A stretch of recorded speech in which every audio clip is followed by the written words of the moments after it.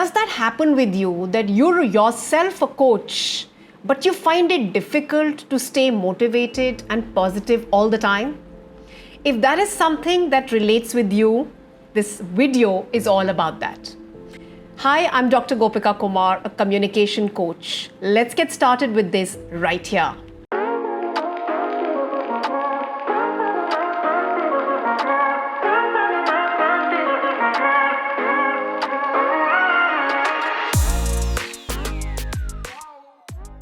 So I've constantly seen that as a coach, and I've been spending almost about more than 20 years in this industry.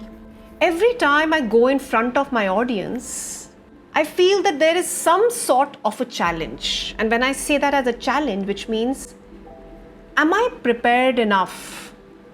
Do I know enough? Will I be able to do justice to what the learners and the listeners and the participants want to hear? Will I actually be able to make sense? I hope I do not bore them out. I hope that, it doesn't become like a very routine exercise that anybody and everybody can do. I constantly think about this, and every single time that I go up to speak to my audience. So there is something that I have, now constantly been able to get myself associated with, fortunately.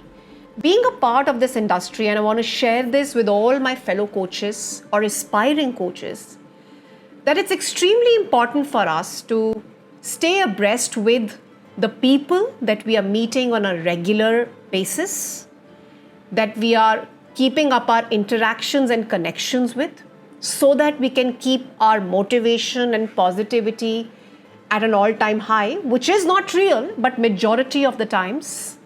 Because we will face all those struggles as well. To keep yourself abreast with not only people, but with events, with experiences, with books. Now here is how I apply these in my life. So whenever I'm feeling that I'll only be able to inspire another person's life, being a coach, if I myself being able to keep my positivity super high, because if I'm not applying it in my life, I have absolutely no strength in me to inspire another person's life as well. So constantly making sure that I'm reading through books, learning them through various means. It could be a physical, it could be an audio book. Getting myself immersed into experiences of events organized by other coaches, by other organizations, so that I can expose myself to a constant learning and growth paradigm, which is very important for every coach, because you yourself, you're on a journey where you're going to constantly be learning. And not only that, to keep yourself and your connections with the people that you would like, to be associated with.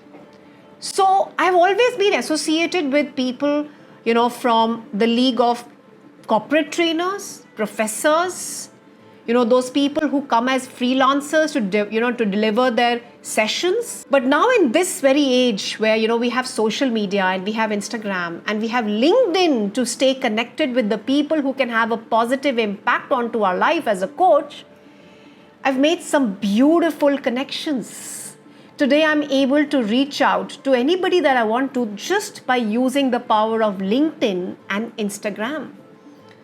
And what is surprising is that they're even eager to stay connected with you. Everybody is looking out to network. The moment we start thinking and putting ourselves into the shoes that I'm probably in the process of becoming better and, more of an expert, and you put yourself into the shoes that I'm not capable enough to approach that person, but by experience I can share this with you. You're in a state that the moment you send out the very first message, all it takes is that one message to get yourself connected and associated with anybody that you'd like to get connected with, by the way. But reach out to them at the right source. And the right source is through LinkedIn, is through Instagram, is through DM, what we call as your direct message. And these will help you to get a reward back as soon as possible. Now, I've spoken about those instances where I can find myself associated with the right books or people or events or experiences.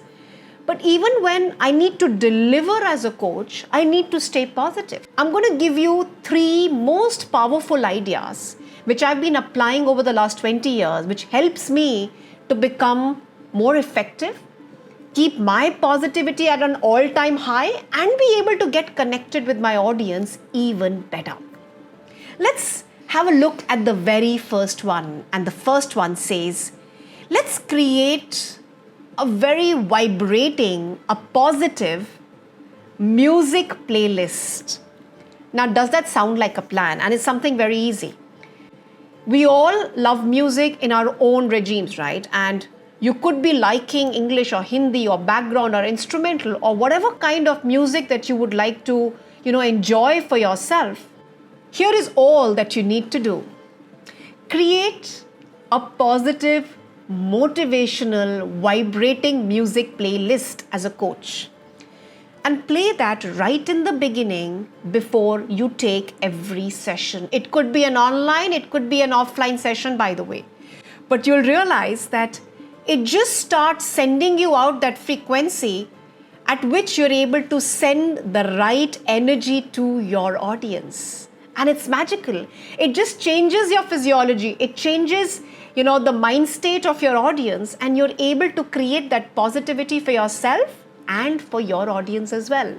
The second most powerful idea, which I've been using extensively, and in fact, I advocate that in my courses as well, which is to create a creative activities playlist. Now, what is that playlist? It's all about what kind of activities would you be able to use while you're coaching your clients.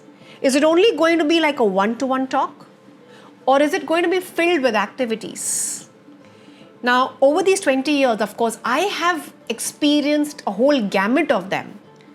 But you can always find out activities which I refer to them by the name of icebreaker activities. Now, these icebreaker activities involve a lot of fun around them, because when you use them, it fills you and your life with smile and energy and laughter, and likewise for your participants as well.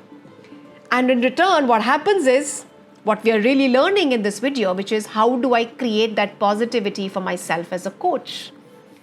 And I use those exercises. It could be as simple as massaging the shoulders of the person who's sitting on your left and on your right. Now imagine doing this in a room full of your participants where everybody is going to throw themselves into their bits of laughter, and it becomes so much fun. In fact, smile has that energy that it can literally take away all the, the toxic environment or the vibes that you might be carrying, in that coaching room. Use activities and be creative about it. It could be role plays. It could be group learning process. It could be involving a lot of question and answer sessions. It all depends upon how creatively are you putting these things together so that you're able to keep up your tempo, your positivity high, and you're able to inspire your audience as well. Make sense? Let's talk about the third, a very creative idea indeed, and I call this as practice gratitude coaching. You want to stay positive, but what you're getting in return is an opportunity to serve your participants. Isn't that an immense opportunity?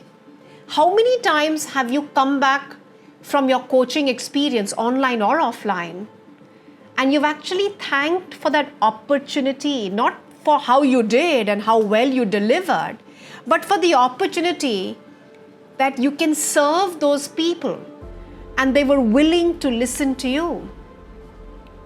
When we do that as a matter of exercise, scientifically it's been able to prove that gratitude coaching helps you to generate that trust, that transparency with your clients, and you're able to carry it forward in any future work that you do as well. If you like this video, then do share it with your fellow aspiring coaches as well. It could be useful to them, and I would love for you to like the video, subscribe to our channel, and do not forget to share your comments as well. This is Dr. Gopika Kumar signing off.